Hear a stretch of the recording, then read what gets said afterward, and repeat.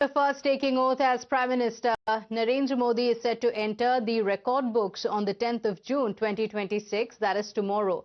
The Prime Minister will complete 4,399 consecutive days in office, overtaking Jawaharlal Nehru's elected tenure, the record of 4,398 days, and becoming India's longest-serving continuously elected Prime Minister.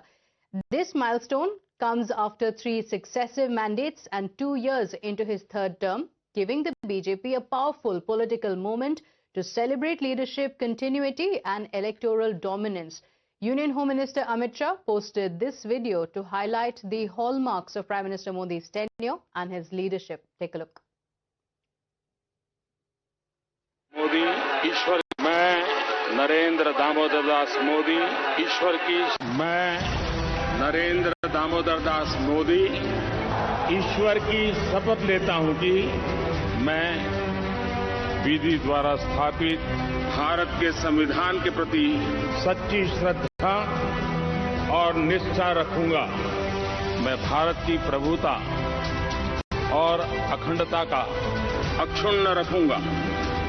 मैं संघ के प्रधानमंत्री के रूप में अपने कर्तव्यों का श्रद्धापूर्वक और शुद्ध अंतःकरण से निर्वहन करूंगा तथा मैं भय या पक्षपात, अनुराग या द्वेष के बिना सभी प्रकार के लोगों के प्रति संविधान और विधि के अनुसार न्याय करूंगा।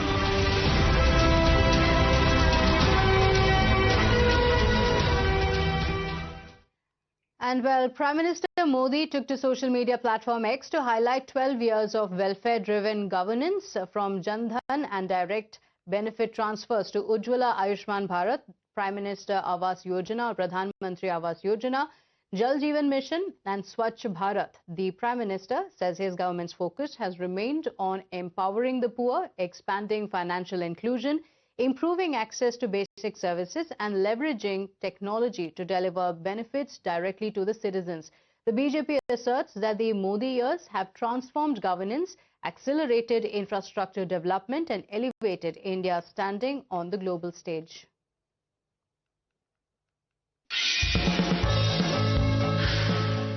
तेजी से हमने ईज ऑफ लिविंग के कंसेप्ट पे काम किया।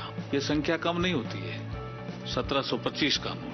तो ये जो जीवन आसान हुआ है, ईज ऑफ लिविंग जिसको हम कहते हैं, ये मोदी जी के इन 12 सालों में तेजी से बदलता हुआ भारत हमने देखा है और इससे ही भारत विकसित भारत बनेगा। देश के प्रधानमंत्री आज केवल अब तक के जितने प्रधानमंत्री हुए उनसे अधिक समय तक प्रधानमंत्री रहने वाले नहीं, भविष्य में भी अभी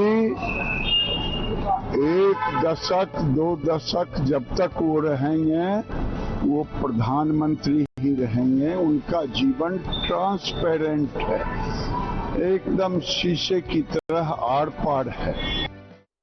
जनशक्ति मिनिस्ट्री जब 2019 के बाद उसको तो बनाया गया नए सिरे से, उसका पहला प्रोजेक्ट था नल से जल, हर घर में नल से पानी देने का। और अभी तक 16 करोड़ घरों में पानी दिया गया है और 3 करोड़ घर जो बाकी है उसको 28 तक उसको पूरा करना है। उसके पहले उसको हम पूरा कर लेंगे। माननीय प्रधानमंत्री मोदी साहब ने उसमें सहाय की और ये योजना बनाई नल से जल की, जिसका बहुत बड़ा फायदा लोगों को हुआ है। ये विश्व के सबसे बड़े लोकतंत्र भारत के लिए बड़े गौरव की बात है। 10 जून को सबसे अधिक समय तक प्रधानमंत्री पद पर रहने का कीर्तिमान जन जन के प्रिय, जन जन के चहेते भारत के आदरणीय प्रधानमंत्री माननीय श्री नरेंद्र मोदी जी के नाम दर्ज होने जा रहे हैं। हम सब गौरवान्वित हैं और हार्दिक बधाई देते हैं और यही कामना करते हैं भगवान से कि वो इतने स्वस्थ और प्रसन्न रहें सदा कि 2047 विकसित भारत बनने तक देश का नेतृत्व करें। देखिए, मैं मानता हूं कि कांग्रेस पार्टी का जो हताशा और निराशा है वो स्वाभाविक है, क्योंकि कांग्रेस पार्टी ये पहली गैर कांग्रेस सरकार है मोदी जी की जो बिना कांग्रेस के रिमोट और किसी कुनबे के सपोर्ट के अपने सुशासन के सफल सफर को लगातार आगे बढ़ा रही, बिना रुके हुए, बिना थके हुए आगे बढ़ा रही। तो कांग्रेस की तो ये रिवाज और मिजाज रहा है कि या तो जो है वो उनके परिवार को पावर मिलनी चाहिए और नहीं तो उनके रिमोट और सपोर्ट वाली सरकार होनी चाहिए। दोनों चीज नहीं हो पा रही है। तो इस हताशा और निराशा में इन्होंने अभी कोशिश की है रंग बिरंगे राजनीतिक रणछोड़ बहादुरों का रंगमंच भी बनाने की कोशिश की है, और इस तरह के जो रंग बिरंगे राजनीतिक रणछोड़ बहादुरों का रंगमंच है उससे भी इनको कोई लाभ नहीं हो रहा है। And well, now the Ministry of External Affairs has shared a video of 12 years of Modi government, and it states from being the voice of the global south to first responder in times of crisis, from championing climate action through initiatives including International Solar Alliance to driving digital public goods such as UPI across borders, India has combined national interest with global good. Take a look. What has happened is, because you have a strong Prime Minister, a very integrated way of the manner in which the government works, which is really, in a sense, it's sort of everybody. Whole of nation, whole of yes, government. a kind of whole of the government, whole of the nation as well. There is a certain brand India, and that brand India, at least in the last decade, a great deal has been shaped by brand Modi as well. The respect for the Prime Minister has also shaped attitude towards us. So when we try to do something, that is a asset. That is, we spoke about Prime Minister Modi as a leader. He's also a great communicator. You know, just following him, you know, it gets people thinking.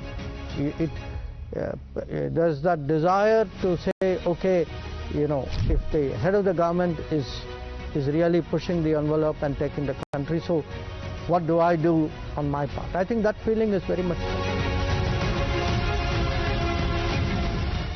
Now, on the other hand, the Congress and other opposition parties have seized on the moment to corner the government. The opposition claims the last 12 years are defined not by delivery but by broken promises. They say that in the last 12 years, Janta only got slogans and not delivery. Sample reactions from the opposition. कह तो रहा कहाँ खड़ा कर दिया, जो कुछ बनाया था सब तो बेच दिया, कुछ छोड़ा तो नहीं। देश की अर्थव्यवस्था गोते खा रही है, आम आदमी की जेब कट रही है, रोज तेल के दाम बढ़ेंगे, गैस के दाम बढ़ेंगे, लोगों को खर्च चलाना मुश्किल हो रहा है। इस तरफ ध्यान ना जाए, नए नए मुद्दे बताते रहेंगे। These 12 years for sure were disastrous as far as the interests of the country is concerned, no doubt at all. And all institutions are now under the control of BJP. Of course, the parliament, then next our probing agencies, in a way judiciary, election commission. Never happened in the history of country. We had emergency period, but comparing emergency, the situation is, you know, worsening day by day. When there is anti-incumbency against almost all political parties and chief ministers and ministers in different states, where BJP is not in power, why it is not happening in BJP-ruled states? Because elections are, in a way, managed out, during this period. अगर minus of marking होगी तो मैं सरकार को minus of mark देने का काम करूंगा, क्योंकि स्वास्थ्य, शिक्षा, रोजगार, दवाई, पढ़ाई, सिंचाई, हर सेक्टर में ये सरकार फेल है। आज चारों तरफ जो है जितने भी नौजवान है, नौजवान देख लीजिए जिस तरीके से बेरोजगार हो रहे हैं, महंगाई देख लीजिए। अभी प्रधानमंत्री जी 12 साल की आपकी ये उपलब्धि है कि आप कह रहे हैं कि 1 साल आदमी सोना ना खरीदे। अरे भाई, हमारे पास अगर शादी ब्याह हमारे घर में होगा तो जाहिर सी बात है कि आदमी गिफ्ट के रूप में आदमी सोना चांदी सब चीजें तो खरीदता ही करता है। आप कह रहे हो विदेश यात्रा ना करे, गाड़ी का रोड टैक्स हम देते हैं, इंश्योरेंस उसका हम कराते हैं, रजिस्ट्रेशन का पैसा हमने दे रखा है। जब आपको तो और सहूलियतें देनी चाहिए। आप कह रहे हो कि आदमी पब्लिक उससे गवर्नमेंट ट्रांसपोर्ट से आदमी चले, पब्लिक ट्रांसपोर्ट से आदमी चले।